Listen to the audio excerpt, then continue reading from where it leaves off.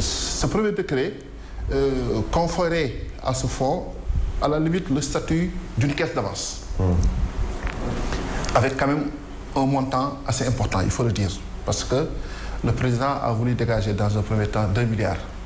Il est vrai qu'il avait trouvé un fonds de 150 millions au niveau du ministère de la Jeunesse pour accompagner ce qu'on appelait d'ailleurs le projet AIC Emploi. Mais quand même, il a eu vraiment la générosité de dégager 2 milliards pour financer l'entrepreneuriat des jeunes. Et après ma nomination, sur accord aussi de mon ministre d'alors, mon ami et frère Mamadou Diagne Fada, on a vu que si le fonds devrait fonctionner sous forme de caisse d'avance, très certainement les objectifs nobles visés pourraient ne pas être atteints. C'est pour cela qu'on s'est lancé dans une entreprise vraiment de retravailler vraiment le concept et avoir une nouvelle maison, pour ne pas dire une nouvelle agence qui aujourd'hui a fait son bonhomme de chemin et qui a inspiré en réalité la plupart des agences qui ont été créées par la suite. C'est l'ANPEJ, c'est... Oui, mais je veux dire, en fait, comme je dis, la première idée c'était une caisse d'avance et la deuxième idée c'était d'en faire carrément une agence, n'est-ce pas, avec son administration, avec ses annexes, parce que pour nous, il était important que le fonds puisse être accessible à tous les jeunes, quel que soit le lieu de résidence au niveau du territoire national. Mais 20 ans après, Waly Fall, administrateur, vous êtes à l'origine un peu de ce fonds, en plus de Maître Abdoulaye Wade qu'il a conçu et vous en a confié la charge. 20 ans après, on a l'impression que rien n'a été fait, ou en tout cas que beaucoup de choses restent encore à être faites. Non, je ne dirais pas que rien n'a été fait. 20 ans après, des choses ont été faites. Certainement, des insuffisances ont été constatées. Mais ce qui est plus ou moins paradoxal, c'est que, en fait, les mêmes problèmes, n'est-ce pas, les mêmes questions sont en train de se poser aussi 20 ans après. Cela veut dire qu'il y a encore suffisamment d'efforts à faire à ce niveau. De toutes les façons, la jeunesse existera toujours. Certainement, sur certains aspects, on devrait dépasser aujourd'hui des questions relatives à certains aspects. Je suis entièrement d'accord. Mais bon, comme la vie est une perpétuelle amélioration, et voilà. Donc, et que la problématique de la jeunesse en 2000, la cartographie, n'est-ce pas, de cette jeunesse-là, est certainement un peu différente de celle que nous avons aujourd'hui. Je ne suis pas sûr qu'il y a 20 ans, que 70% de la population avait moins de 35 ans. Non. Maintenant, on a 70% de la population qui a moins de 35 ans. Donc, très vite, les agrégats ont évolué, les critères ont évolué. Donc, aujourd'hui, il fallait très certainement en fait, recadrer les choses pour mieux s'adapter face aux réalités actuelles à laquelle nous tous nous faisons face sur le problème de l'emploi et de l'insertion des jeunes au Sénégal. Alors, un problème que le président de la République veut prendre à bras le corps, en tout cas, il a promis de le faire en tenant un conseil présidentiel pour l'insertion et l'emploi des jeunes. C'était durant la semaine dernière, la semaine écoulée. Un bon pas après une annonce au mois de mars, une autre annonce le 3 avril. Est-ce à dire que 9 ans après, il se rend compte qu'il faut faire quelque chose pour cette jeunesse? N'est-ce pas trop tard même? Oui, non. Disons que 9 ans après, le président s'est rendu compte qu'il doit faire davantage. Parce que quand même, personne ne peut nier qu'il a pris des initiatives, qu'il a été volontariste. Je rappelle que la création de la DER, avant même la création de la DER, dans un souci vraiment d'harmonisation, dans un souci vraiment de mieux gérer les ressources publiques et aussi d'avoir une bonne stratégie, la stratégie la plus efficiente, le président avait pratiquement regroupé toutes les structures qui travaillaient, n'est-ce pas, à la promotion de la jeunesse pour créer l'ANPEJ. Bon an mal an, l'ANPEJ a fait son propre bonhomme de chemin, mais l'évidence est que il y a encore des choses qu'il fallait aussi améliorer. Par la suite, il a eu l'ingénieuse idée de créer la DER, la délégation à l'entrepreneuriat rapide, qui pour moi est une excellente idée. Bon, qui a suscité aussi beaucoup d'espoir, avec des moyens conséquents. Je rappelle que moi, sur les 3 ans où j'ai été à la tête du FNPJ en son temps, les ressources que l'État avait dégagées en faveur du fonds tournaient autour de 8 milliards. Sur les 3 ans. 8 milliards de francs CFA. Aujourd'hui, si maintenant, si la première année, le président a mis 30 milliards, j'ai entendu l'administrateur, en fait, le délégué général, dire qu'ils ont financé environ 60 milliards et que la DER a été créée, si je ne me trompe, en 2018. Donc là, sur 2 ans, il y a 60 milliards. Ça veut dire qu'il y a un gros effort financier qui a été fait. Maintenant, pourquoi on a toujours l'impression que, en fait, que les choses n'évoluent pas.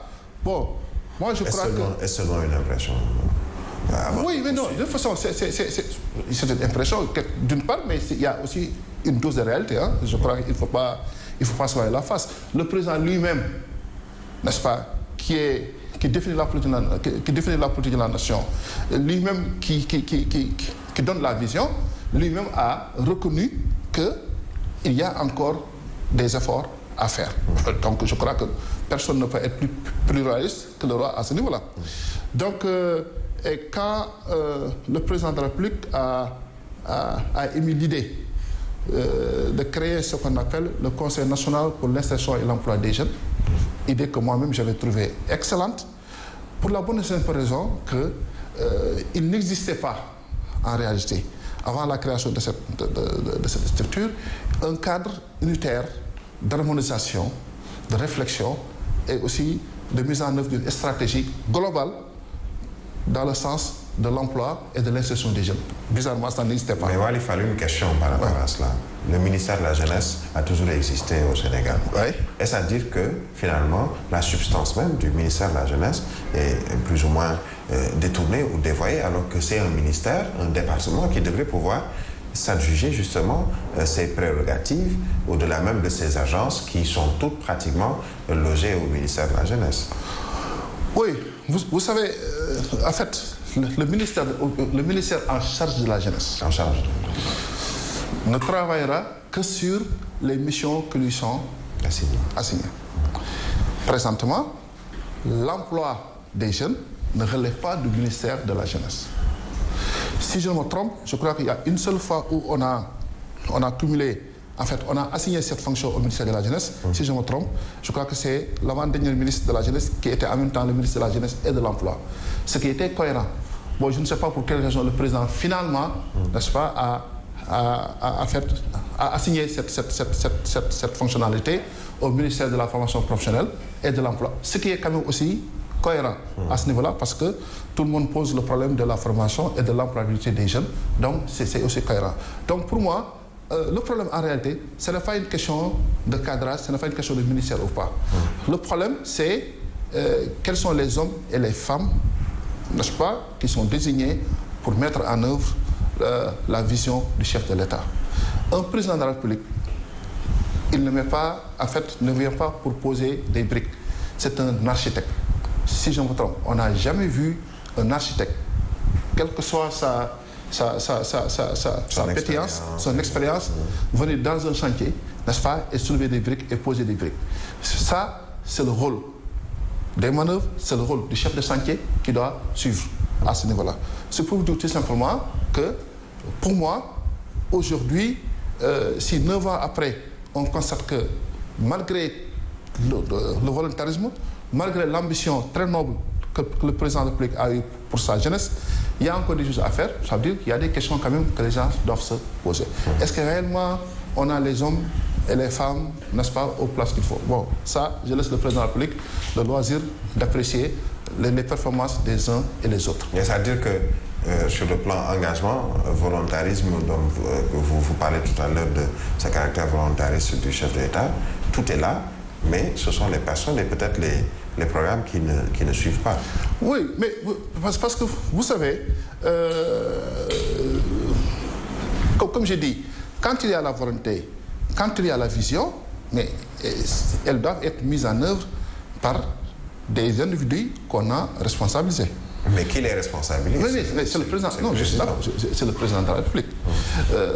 Maintenant, aujourd'hui, c'est quand on a affaire à une catégorie aussi complexe que celle de la jeunesse, il faut avoir une certaine attitude, il faut avoir une certaine prédisposition, parce que la vérité est que si vous voulez travailler avec la jeunesse, il faut aller vers les jeunes. Il faut d'abord comprendre les jeunes, il faut vivre avec eux, n'est-ce pas, certaines difficultés, avoir aussi un parcours du temps de ta jeunesse, vivre certaines difficultés et pouvoir comprendre et mieux trouver des solutions appropriées par rapport à la demande. Donc, si aujourd'hui, le président de la République pense qu'il faut aller vers la création de pôle emploi, c'est une excellente idée. Mais certainement, c'est une idée qui pouvait germer bien avant. Parce que, en réalité, quand le président a parlé de territorialisation des politiques publiques, quand il a parlé d'équité sociale et économique, mais tout ceci renvoie à ce qu'un Sénégalais, de quelque catégorie que ce soit, quel que soit son lieu de résidence, a les mêmes droits de bénéficier vraiment des avantages déployés par l'État pour régler un problème social ou bien un problème économique. Les jeunes étant répartis sur l'ensemble du territoire, il appartenait à l'État de s'organiser pour les trouver dans leur localité. Donc, la création de pôle emploi est une excellente initiative. Ce que je souhaite, par ailleurs, et vraiment je le souhaite, je ne souhaite pas que ça soit juste, n'est-ce pas, une création de plus, mais que ces pôles emploi jouent le rôle qu'on pouvait attendre. Il reste évident qu'on n'a pas encore la feuille de route, on n'a pas encore défini les missions précises assignées à ces pôles emploi, mais une fois que c'est fait, nous espérons qu'il n'y aura plus de jeunes de quelque département que ce soit qui s'offusqueraient du fait que en fait, les choses sont concentrées à Dakar. Ils n'ont pas été ni informés, ni accompagnés, ni encadrés pour pouvoir tenter leur chance dans les domaines où ils pensent pouvoir s'en sortir. Et surtout que l'on enlève ou on note ce copinage politique, ou en tout cas on l'annonce, puisque même durant la session de jeudi dernier concernant ce conseil présidentiel, certains se sont offusqués de voir des jeunes qui étaient plus des proches de certains du pouvoir les représenter alors que la masse n'a pas été vue sur place. Est-ce que le fait de trop politiser finalement les choses, ce n'est pas ce qui est à l'origine de ces débats que connaissent tous les régimes concernant les jeunes? Oui, la vérité est qu'il est toujours difficile vraiment de détacher la politique, n'est-ce pas, de toute activité qui est menée au niveau du Sénégal. Ça aussi, c'est une réalité qu'il faut accepter. Cependant, ce qu'il faut certainement éviter, c'est que l'aspect politique, n'est-ce pas, prenne trop le dessus sur vraiment l'efficacité, sur l'utilité. Je voudrais bien vous rappeler qu'en décembre 2019, je crois que j'ai été l'un des premiers à suggérer l'organisation des assises nationales de l'emploi des jeunes. Quand je le disais, ce n'était pas seulement un slogan comme ça. Parce que, j'ai quand même une toute petite expérience dans le domaine de la promotion économique et sociale des jeunes. Je ne suis pas le seul, mais il est difficile au Sénégal, aujourd'hui, de parler de ce domaine-là, et vraiment, et ne pas faire appel, n'est-ce pas, à mon expertise. Vraiment, de manière très humble. Donc, vu que c'est une préoccupation partagée, d'abord par les parents, par les jeunes d'abord, par leurs parents, donc c'est une préoccupation nationale, et moi, j'avais dit qu'il était important que le problème de l'emploi des jeunes devienne un consensus national. Mais un consensus, ça se discute dans des cadres appropriés. un consensus aussi, pour arriver à un consensus, il faut s'organiser. Il faut aller vers des concertations décentralisées. Il faut prendre son temps parce que la jeunesse, elle n'est pas uniforme, elle est diverse et variée. Chaque jeune, n'est-ce pas, a son potentiel, chaque jeune a sa capacité, chaque jeune vit dans une localité qui a des réalités économiques et sociales différentes des autres. Tous ces aspects-là devraient pouvoir être mis en évidence, n'est-ce pas, tous ces agrégés, et pour aboutir vraiment à ce qu'on peut appeler un mémorandum sur l'emploi et l'insertion des jeunes au niveau du Sénégal. Et ces assises-là, pour moi, devraient concerner toutes les classes politiques de la société civile et toutes les classes socio-professionnelles. Parce que les jeunes n'appartiennent pas seulement, n'est-ce pas, ni au pouvoir, ni à l'opposition. Est-ce que le président avait le temps d'attendre justement tout ceci, se concerter avec les uns, les autres, puisqu'il y avait urgence. L'urgence, c'était d'apporter une réponse. Oui, mais Greg, je vous ai dit, moi, peut-être que même je ne suis pas le seul, peut-être d'autres aussi, par des canaux divers, ont eu à faire ces propos. Je vous dis, moi, depuis décembre 2019, donc ça fait presque 18 mois, j'ai eu à faire une proposition, parce que, quand même, je continue. L'emploi des jeunes, c'est plus ou moins ma passion. Je continue toujours à m'intéresser à ces problématiques. Est-ce qu'il vous a consulté? Est-ce qu'il a consulté d'autres comme vous qui ont un tant soit peu d'expérience et d'expertise concernant ce domaine? Puisque... Bon, d'autres, je ne peux pas parler pour les autres. Mais pour moi, ce que je peux dire, il m'est arrivé de manière volontariste d'envoyer des contributions, des notes contributives au président de la République par des voies appropriées. Est-ce qu'il a reçu? Est-ce qu'il n'a pas reçu? Ça, je ne peux pas juger parce que je n'ai pas de retour à ce niveau-là. Je rappelle que sur ce plan, vous êtes également président du mouvement national Passe-Passe, qui est un des partenaires de Benno Bokk Yakaar. Absolument, absolument. Tout à fait. Donc moi, à chaque fois que je constate qu'il y a des choses à faire, à chaque fois que j'ai une nouvelle idée, je me fais toujours le plaisir, n'est-ce pas, d'écrire une note envoyée au président de la République pour donner une idée, pour faire une proposition. Donc, quand je faisais la proposition des assises nationales de l'emploi des jeunes, comme je dis, je ne suis pas arrivé au beau jour de mon livre pour la faire. Derrière, il y avait quand même toute une réflexion qui est faite. Bon, quand j'ai appris que le président, rappelez-vous que, en fait, il a décidé de créer le Conseil national pour l'insertion de l'emploi des jeunes. D'abord, c'était au mois de novembre, mais que le décret a été adopté, si je me trompe, à la mi-janvier de 2021. Donc bien avant même vraiment les événements du mois de mars.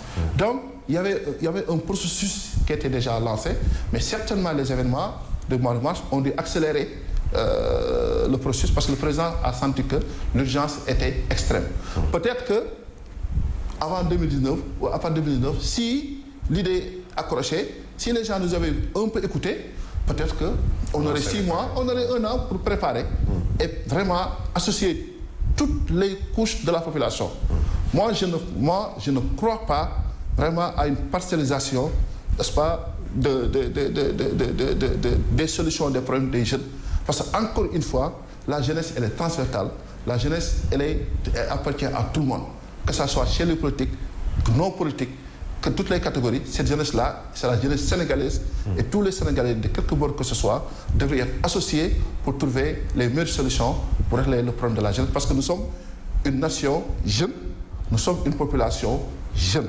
Alors pour vous, le conseil présidentiel qui s'est tenu sur l'investissement, plutôt de l'insertion et l'emploi des jeunes, c'est tout le monde qui devait y être associé, pas seulement les jeunes des différents départements. On a vu pléthore de ministres, on a vu des gouverneurs, des maires, etc. Mais on n'a pas vu, ou on a moins vu, en tout cas, tous les Sénégalais qui pourraient peut-être apporter leur contribution. En tout cas, si ça dépendait que de moi, si ça dépendait que de moi, le conseil, en fait, les organisateurs de ce conseil présidentiel tendraient la main à tout le monde. Peut-être que tout le monde ne vient pas répondre positivement, mais c'est la responsabilité. C'est parce que l'histoire jugera demain. Tous ceux qui aujourd'hui critiquent les insuffisances réelles ou pas du gouvernement dans ce domaine, certainement, ils ont des propositions derrière.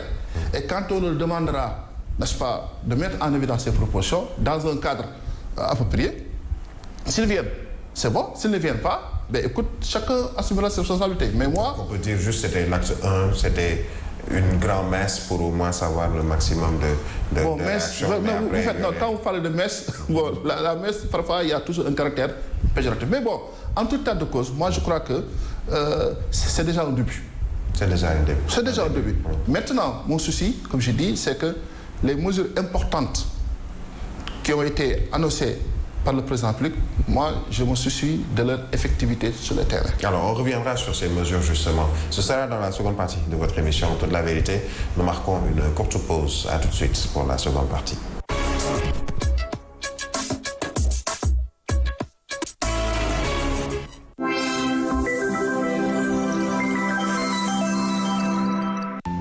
Kleenex, gaamu produit bu baax la bu ñu taamu ñun yaay yi ngir toppatoo suñu bébé.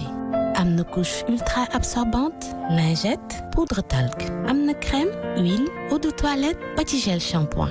Kleenex, mbégte doom ak yaay kese la. Disponible chez Casino.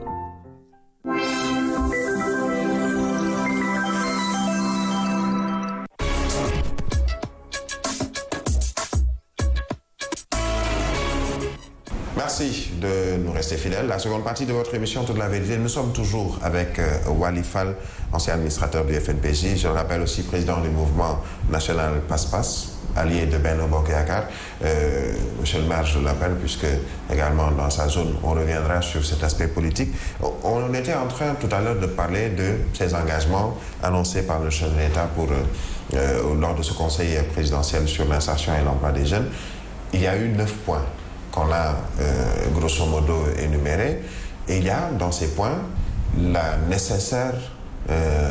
nécessaire engagement à revoir ce qui a déjà été fait. On parlait tout à l'heure de la délégation à l'entrepreneuriat rapide et de tous ces fonds qui ont été alloués à la jeunesse. Faudrait-il d'abord, avant d'aller plus loin, passer par l'audit de ces différents fonds, dont même, pourquoi pas, le FNPJ, l'ANPEJ, etc. Oui, bon, vous savez, forcément, pour toute entreprise humaine, surtout relevant de la gestion publique, il y a toujours, n'est-ce pas, une obligation de rendre compte. Et l'obligation de rendre compte est souvent traduite à travers les audits, n'est-ce pas? En fait, il ne faut pas que les gens prennent les audits comme vraiment, en fait, vraiment de manière négative.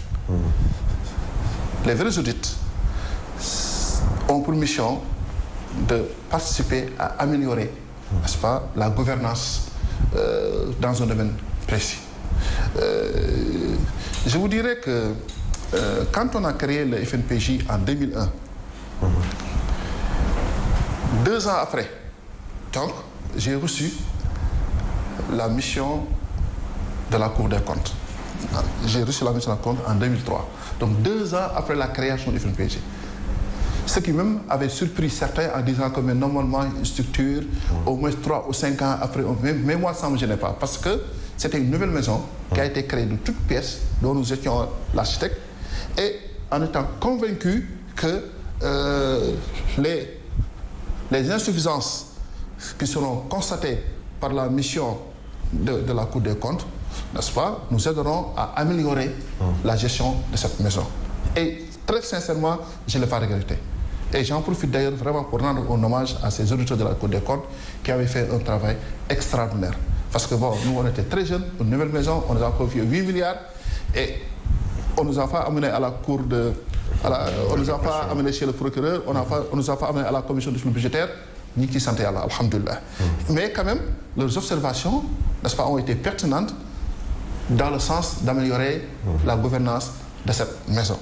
Ce qui est tout à fait normal maintenant qu'aujourd'hui, que chaque structure créée par l'État, qui utilise les deniers de l'État, n'est-ce pas, doit être assujettie à un contrôle.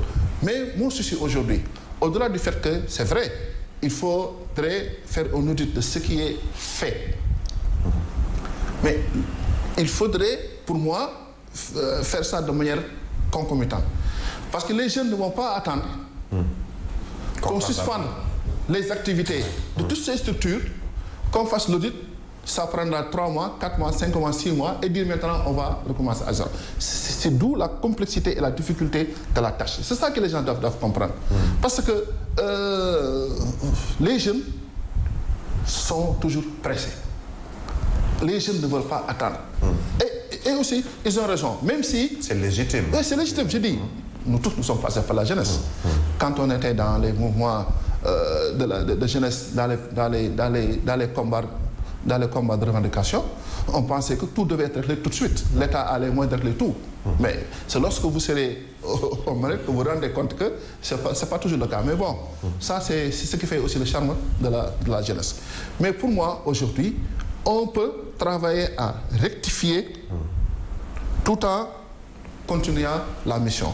Ce qui est impensable, c'est de suspendre, faire des audits et maintenant dire on va recommencer à zéro. Ça, c'est pas possible. Certains vous diront que le meilleur moyen de faire l'audit, c'est de descendre sur le terrain et de se rendre compte que finalement, le taux de chômage, il a évolué de manière exponentielle, que pratiquement aucun jeune, il y a beaucoup de diplômés sans emploi, des chômeurs qui sont dans les différents coins de rue. Il ne suffit pas d'aller faire un audit d'une agence, il faut juste sortir, parcourir Dakar pour se rendre compte qu'il y a beaucoup de chômeurs. Mais là où c'est intéressant, la réalité est que la mission, c'est pas d'aller constater le taux de chômage. La mission, c'est d'aller sur le terrain et trouver des opportunités, de mettre en œuvre une stratégie pour permettre aux jeunes de sortir de l'engrenage du chômage. Parce que, écoute, nous avons des instruments de mesure, d'enquête qui sont assez fiables.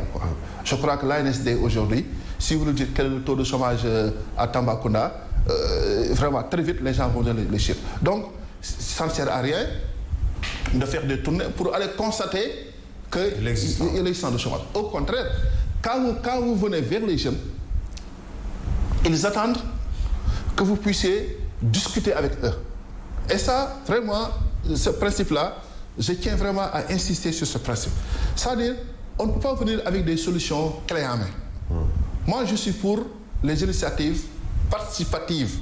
C'est-à-dire, les jeunes, si vous voulez vous les aidez avec eux dans la réflexion et dans la mise en œuvre des solutions. Donc, venir dire à un jeune, écoutez, je vous finance dans tel domaine, ça, vous engagez votre responsabilité sur 50% éventuellement du taux d'échec. Mais aujourd'hui, le plus important, c'est d'aller vers les jeunes. Moi, je crois que celui ou bien ceux qui ont en charge la responsabilité de conduire la politique de l'État, de mettre en œuvre la vision du président de la République pour la promotion de l'emploi et de l'insertion des jeunes, ils ne doivent pas passer 48 ou 72 heures à Dakar.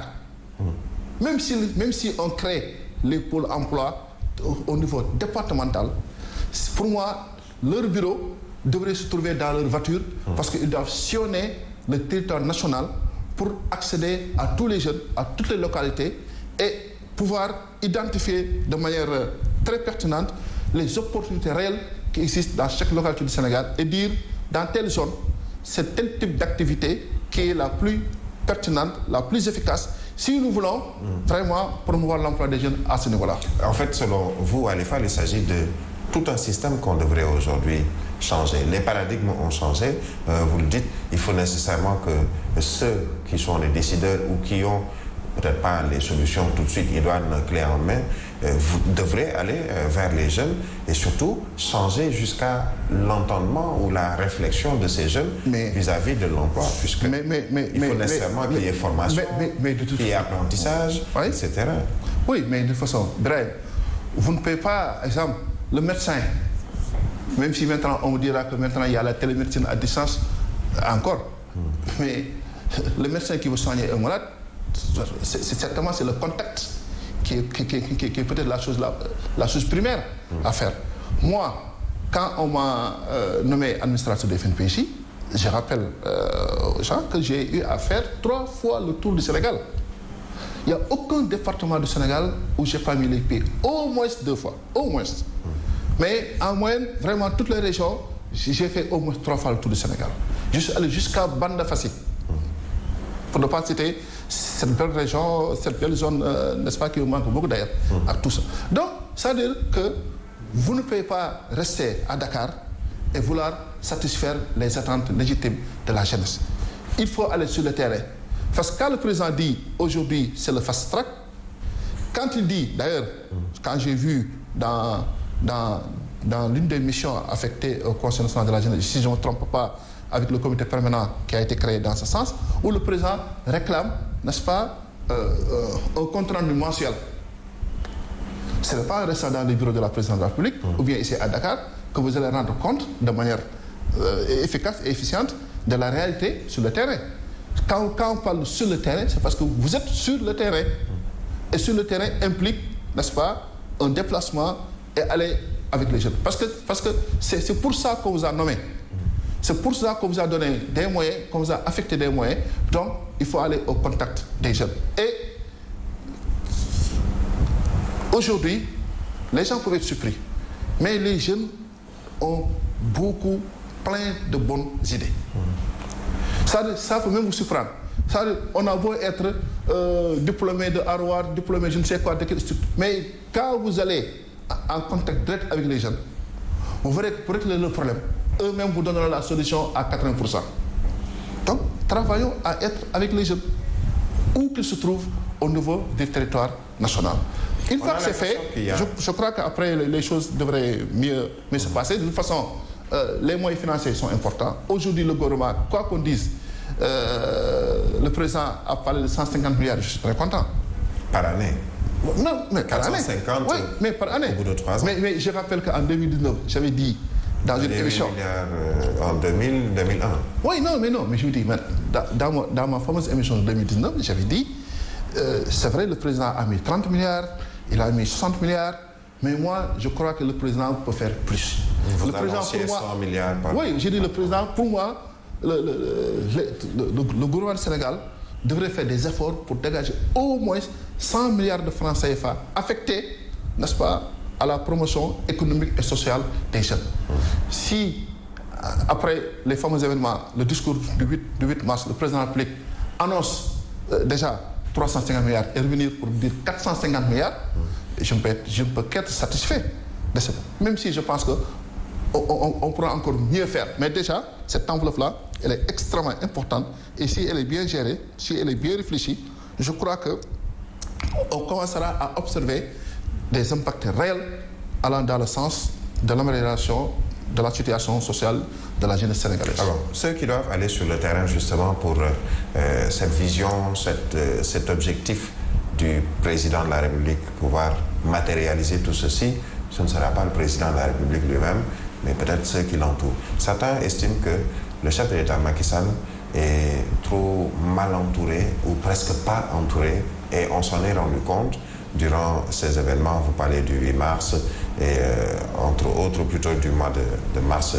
dernier, un président esselé qui aujourd'hui même sur cette question, la problématique de l'emploi des jeunes, est obligé d'aller au charbon, d'être le premier à en parler et de trouver des solutions. N'est-il pas un peu trop seul, votre président? Moi, je n'aborderai pas le problème sur cet angle, d'être bien entré ou mal entré, parce que, en tout état de cause, c'est le président de la République qu'on a élu. C'est lui qui a la responsabilité de définir la politique de la nation, de mettre en œuvre sa vision et de nommer les hommes et les femmes qu'il juge compétents pour exécuter ses tâches. Cependant, dans le domaine de la jeunesse, parce que moi je ne suis pas expert vraiment dans tout, je ne veux pas mais dans ce domaine-là, à distance, quand même, je peux observer que les choses pouvaient être mieux faites. Ça vraiment, je peux le dire. Mais bon, nous, notre rôle en tant qu'alliés du président de la République, c'est de lui envoyer nos contributions, de nous donner des idées. Maintenant, on ne peut pas dire au président de la République que par la force, vous allez appliquer, n'est-ce pas, les conseils ou les idées que nous vous suggérons. Ça, ce n'est pas notre rôle. Mais parfois, quand même, ça nous fait mal parce qu'on voit certaines situations et nous pensons que si peut-être il y avait une plus large association, n'est-ce pas, de toutes les compétences, pas forcément ceux qui sont autour de lui, mais parce que le président, il a une très grande coalition politique, que tout le monde connaît, Benno Bokk Yakaar. Mais quoi qu'on dise, dans cette coalition, j'estime qu'il y a des compétences, de réelles compétences, de qualité, des ressources humaines de qualité dans divers domaines. Peut-être, s'il y avait des cadres appropriés de concertation, d'échange, peut-être les choses iraient mieux. Mais bon, moi je continue à faire confiance au président de la République. Il a mis le doigt là où il fallait le mettre. Nous espérons qu'à partir de maintenant, que la gestion va s'améliorer et que tous ceux qui seront en mesure de lui apporter un plus dans la mission qu'il est en train de faire, tous ces gens-là qui l'entourent, qui sont dans sa coalition, et même aussi en dehors de la coalition, n'est-ce pas, que le président fera appel à ces gens-là. Parce que ce n'est pas forcément une question de nomination, mais c'est une question de cadre de concertation et d'échange, direct ou indirect, pour émettre les bonnes idées, les bonnes solutions. Maintenant, il lui appartiendra, lui, au vu des critères qu'il définit, quelles sont les personnes les mieux habilitées à exécuter ça. Vous avez donné l'exemple tout à l'heure de cet architecte qui a en charge de construire une maison. Il dessine les plans, il donne les idées, mais ce sera au maître d'ouvrage, aux manœuvres, aux maçons, etc. Chacun selon son domaine de s'atteler à la confection de cette maison. L'architecte aujourd'hui, on peut le dire, c'est le président de la République. Est-ce que finalement il a un maître d'ouvrage ou est-ce que le fait d'avoir perdu ce maître d'ouvrage, à savoir le Premier ministre, ne peut pas faire peut-être trop retarder les choses en ce qui concerne l'emploi des jeunes et en ce qui concerne tous les autres domaines, puisqu'il s'est lui-même mis en avant, puisqu'il n'a plus de Premier ministre. Bref, moi je faisais partie de ceux qui avaient fortement soutenu vraiment l'idée de la suppression du poste Premier ministre par le président de la République. Vous êtes pour? Non, j'étais pour. Vous étiez pour? Non, vraiment, parce que quand même, il est toujours important pour une personne, quand les choses ne marchent pas, et de revenir pour dire très certainement on s'est trompé. Donc moi, j'étais... Parce que quand même, on a un président jeune qui a été ministre, Premier ministre, président de l'Assemblée, et qui dit que je ne veux pas être dans mon palais à se tourner les pouces, je veux mettre la main à la pâte. Mais bon, quand même, malgré sa volonté, on s'est rendu compte qu'un chef d'orchestre, quand même, ne serait pas de trop à ce niveau-là. Comme vous dites, tu peux être l'architecte, mais il y a le chef de chantier. Il y a le maître d'ouvrage. Et ce maître d'ouvrage-là, certainement, s'il était là, peut-être que certaines difficultés qu'on a constatées pourraient être amoindries. Mais bon, il ne m'appartient pas à moi de dire au président de la République, faites revenir ceci ou bien ne faites pas revenir ceci. Mais en tant qu'observateur politique également... Non, moi si j'étais vraiment, de manière très sincère, vraiment, si vraiment j'avais la possibilité de parler au président de la République sur ce domaine précis, aujourd'hui, je ferais partie de ceux qui pensent que le retour du poste de Premier ministre ne serait pas une mauvaise chose dans la situation actuelle. Donc, on peut dire que votre conviction a évolué puisque vous... Mais oui, non, parce que oui, tout à fait, parce qu'en fait, à la pratique, c'est-à-dire qu'en fait, ce n'est pas un dogme. On peut défendre une idée à un moment donné en pensant que l'idée-là, dans le contexte dans lequel on était, cette idée est pertinente, mais à l'épreuve, on se rend compte que, écoutez, il faut quand même aller dans le sens d'évoluer, de changer, parce qu'en réalité, le souci du président de la République, c'est quoi? C'est comment satisfaire au mieux les aspirations légitimes du peuple sénégalais. Je crois que pour tout président de la République, c'est ça. En particulier aussi pour M. le président de la République, Macky Sall. Oui, on a entendu justement vous parler du Premier ministre, l'ancien Premier ministre, Aminata Touré, pratiquement jeter du couscous dans le sable, du sable dans le couscous. Excusez mes cousins à plaisanterie qui pensent que c'est le ramadan, sûrement. Mais dire que, bon, trouver une solution, ce n'est pas encore continuer à creuser des trous.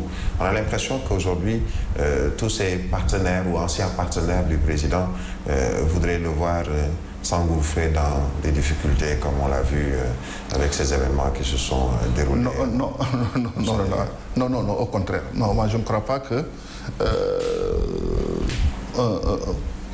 un collaborateur sincère, actuel ou ancien collaborateur du président de la République voudrait vraiment le voir dans les difficultés. Parce que souhaiter à un président de la République d'avoir des difficultés, en réalité, c'est souhaiter, n'est-ce pas, les souffrances du peuple sénégalais. Comme disait sur le membre Bahbi, Seigneur Abdul Aziz Dabakh, mais écoute, capitaine de bateau bi, mais n'est-ce pas même si il est appelé à partir, parce que aucun pouvoir n'est éternel, mais pendant la période où celui qui est à la tête de ce pays, celui qui est à la destinée de ce pays-là, mais souhaitons-lui toujours, n'est-ce pas, une bonne santé physique, mentale, morale, et vraiment qu'il ait toutes ses capacités et qu'il prenne toujours les bonnes décisions.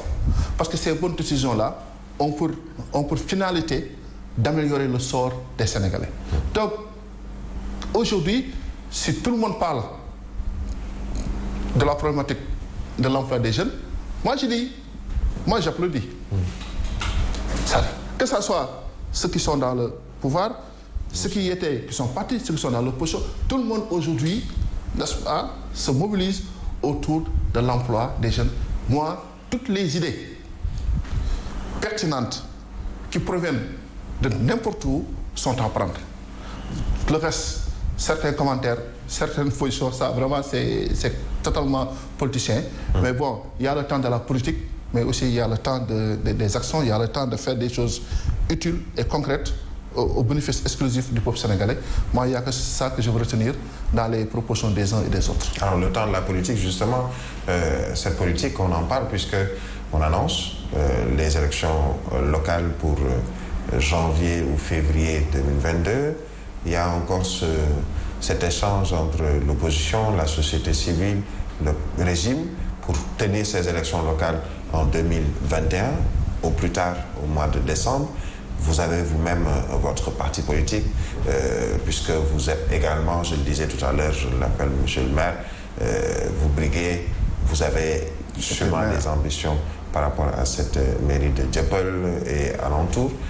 Que vous inspire aujourd'hui ce débat autour de la date de tenue des élections locales? Je suis très déçu et je suis dépité par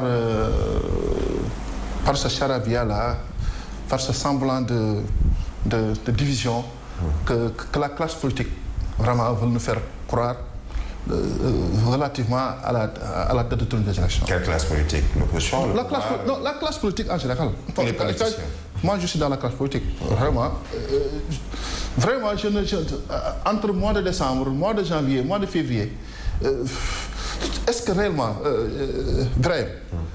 réellement, le Sénégalais lambda là, qui a des préoccupations quotidiennes de survie, de se soigner, de voir son enfant à l'école, dans une bonne école, bref, est-ce que vraiment, au-delà de cette petite catégorie d'hommes politiques là, est-ce que le problème de la tenue de la date des élections, ou janvier ou décembre, est-ce que vraiment ça intéresse la moitié des Sénégalais? Je n'en suis pas sûr. Vraiment, ça veut dire, entre je vais te battre, ou bien, parce que chacun dit, je vais te battre. Je vais te battre au mois de janvier, ou bien je vais te battre au mois de décembre.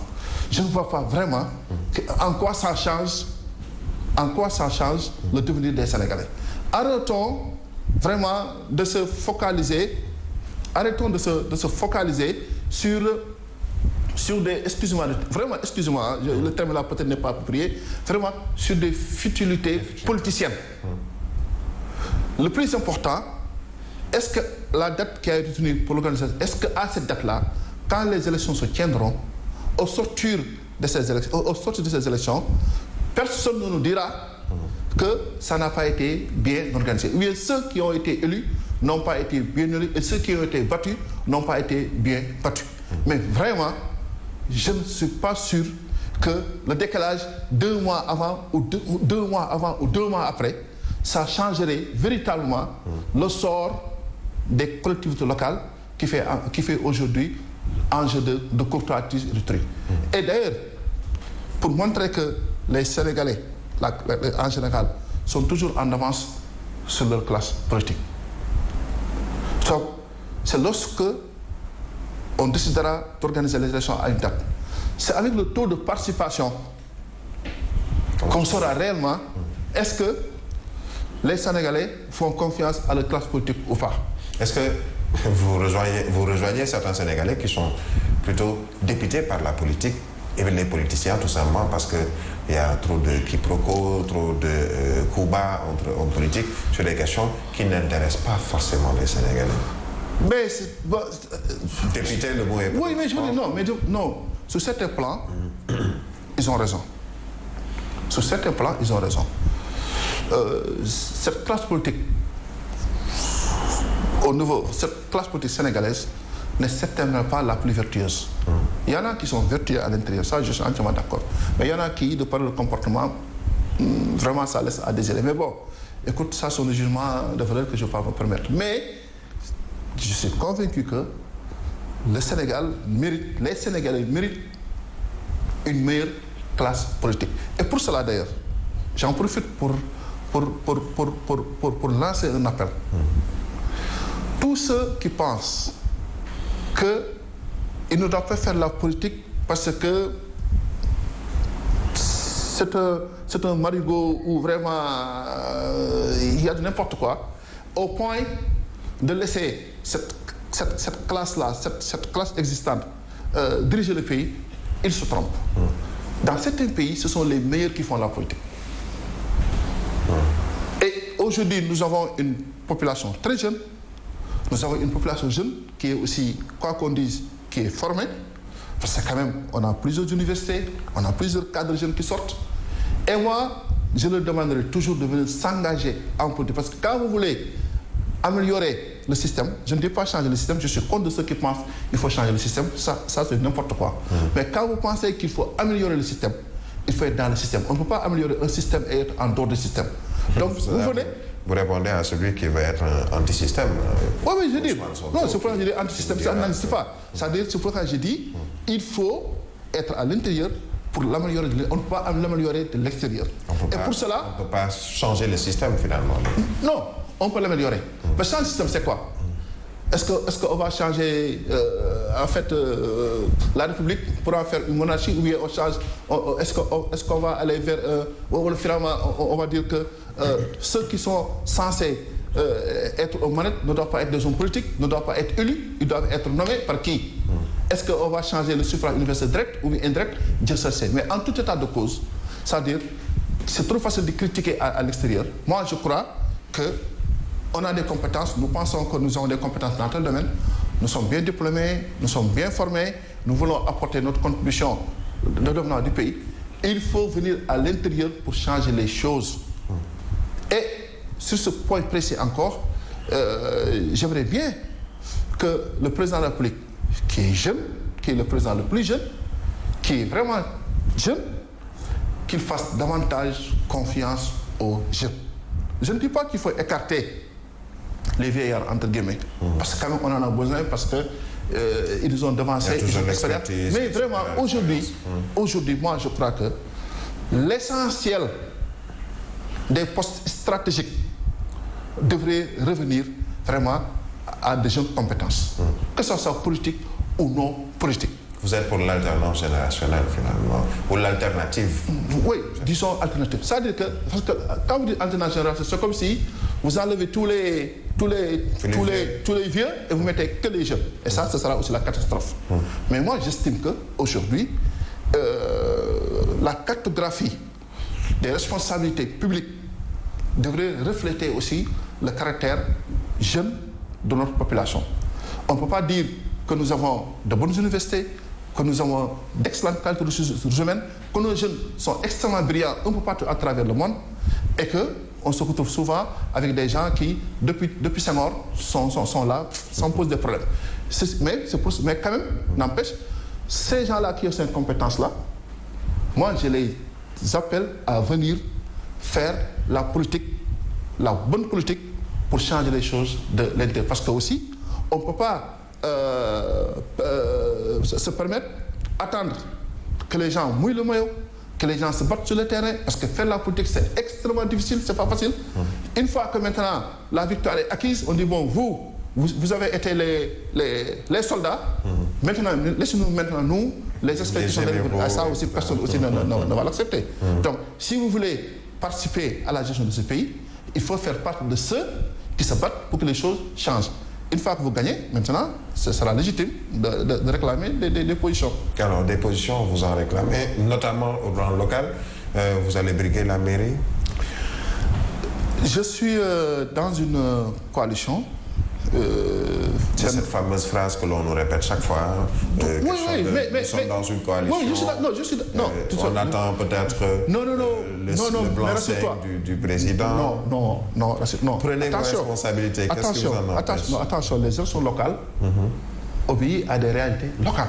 Oui, le président ne peut pas, à partir de son palais, dire dans telle commune, mettez Brahim Touré, dans l'autre, mettez Walifal. Non, ça, certainement, les gens ne l'acceptent pas. Parce qu'il y a des réalités locales. C'est ça. La seule chose sur laquelle je m'engage, c'est que pour ces élections-là, c'est-à-dire, je m'impliquerai à 200% parce que le sort des habitants de la commune de Dieuppeul-Derklé, n'est-ce pas, est toujours important à mes yeux. Heureusement d'ailleurs, j'espère que le point de consensus retenu sur l'élection du maire au suffrage universel direct va être retenu. En ce moment-là, les populations auront plus de critères d'appréciation pour confier la destinée de leur contrée à telle ou telle autre personne. Mais retenez que ce soit dans le cadre de la coalition, que ce soit dans un autre cadre, mais pour Dieuppeul-Derklé, Inch'Allah Rabbi, je me battrai pour que le meilleur d'entre nous puisse être à la tête de cette commune, parce que cette commune-là a encore des retards et les populations méritent un meilleur cadre de vie et Inch'Allah Rabbi, on y travaillera pour que ça puisse aboutir. Alors ça, c'était la minute politique locale de votre émission Toute la vérité et nous allons nous en arrêter à cela. Walifal, merci. Mais je vous remercie, Brahim. J'encourage aussi le groupe des médias, qui est un groupe aussi assez dur contre le jeu. Mais c'est toujours une très bonne chose. Moi j'aime bien que les gens critiquent, mais que les gens fassent des critiques objectives. C'est pour cela, à chaque fois que je suis invité, c'est toujours avec un grand plaisir que je viens répondre. Parce qu'au-delà de tout, je sais que ceux qui font des critiques et ceux qui se défendent, tous veulent vraiment le bien-être du peuple sénégalais et l'intérêt exclusif de cette nation que nous partageons et qu'on ne peut pas se permettre de tous de déménager ou bien d'émigrer parce que le Sénégal, moi, donc encore une fois, je vous remercie et je dis au revoir aussi aux téléspectateurs de la Sen TV. Et on se reverra sûrement très bientôt. Merci également à vous autres téléspectateurs de Sen TV et auditeurs de Zik FM. Toute la vérité dimanche prochain pour un autre numéro.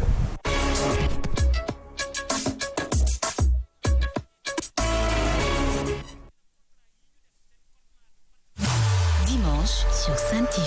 seen jotaay tey nag ñu ngi koy sekk ak Abdou Kader Dione. 2018 ba léegi. amul pharmacien bu mën a ubbi pharmacie Sénégal. ay pharmaciens ñu ngi fi du ñëpp mais am na ci ñoo xamante ni dañoo yaakaar ni bu jeunes yi installé woo seen chiffre d'affaires day wàññeeku. en tant que ministère bu nekkee da nga nekk di liggéey ci réew li la war a ñor mooy population yi mais pas ay intérêt nit.